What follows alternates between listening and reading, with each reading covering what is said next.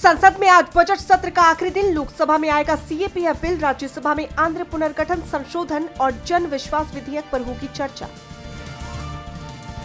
ममता बनर्जी का बीजेपी पर बड़ा हमला, बंगाल चुनाव रद्द कराकर राष्ट्रपति शासन लगाने की साजिश का लगाया आरोप। चुनाव आयोग को कानून व्यवस्था पर घेरा। मालदा में न्यायिक अधिकारियों के घेराव पर सुप्रीम कोर्ट सख्त, सीजेआई सूर्यकांत ने कानून व्यवस्था पर जताई गहरी चिंता। ममता सरकार से सुरक्षा चूक पर मांगी सफाई। लोकसभा में मनीष तिवारी ने उठाया स्मार्ट मीटर का मुद्दा। निजीकरण के बाद बिजली बिल 4 गुना बढ़ने पर सरकार को घेरा, पूछा क्या इसकी करवाई गई कोई स्टडी।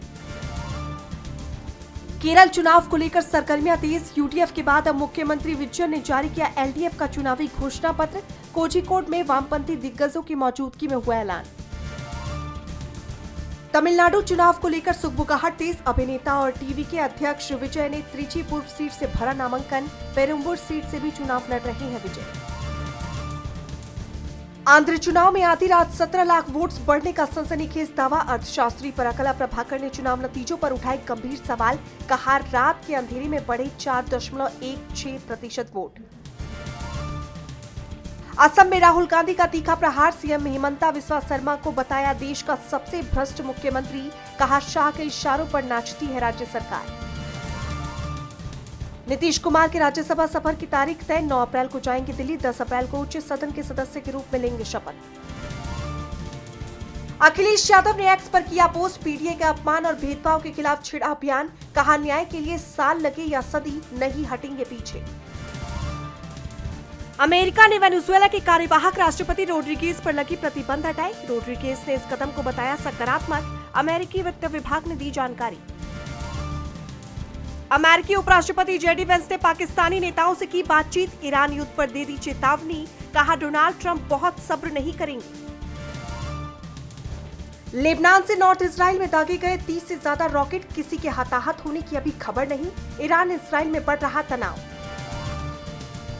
अपने ही घर में घिरे ट्रंप डेमोक्रेटिक सांसदों ने यूएस के भविष्य पर उठाए सवाल। पूछा ईरान से जंग कब होगी खत्म। अमेरिकी राष्ट्रपति ट्रंप की नाटो से नाराजगी के बीच विदेश मंत्री मार्को रूबियो का पुराना बयान हुआ वायरल। रूबियो ने कहा था सीनेट की मंजूरी के बिना नाटो नहीं छोड़ सकते राष्ट्रपति।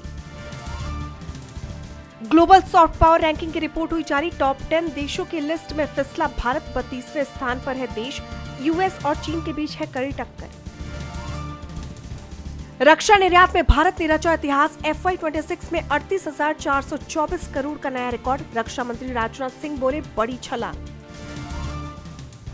आईपीएल 2026 का छठा मैच आज कोलकाता नाइट राइडर्स और सनराइजर्स हैदराबाद के बीच होगा मुकाबला। इंडन गार्डन में शाम 7:30 बजे से शुरू होगा मैच।